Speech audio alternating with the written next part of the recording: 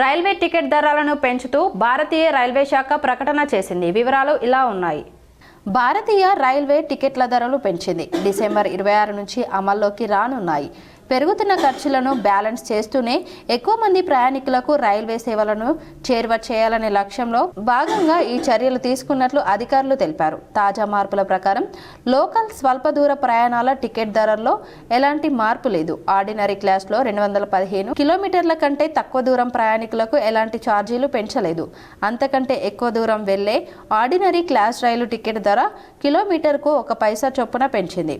Mail express, AC, non AC రైళ్లలో కిలోమీటర్కు 2 పైసల చొప్పున ఛార్జీలు పెంచింది. ఇక నాన్ ఏసీ ట్రైన్లో 500 కిలోమీటర్ దూరం ప్రయాణించే వారు అదనంగా ₹10 మాత్రమే చెల్లించాల్సి ఉంటుంది.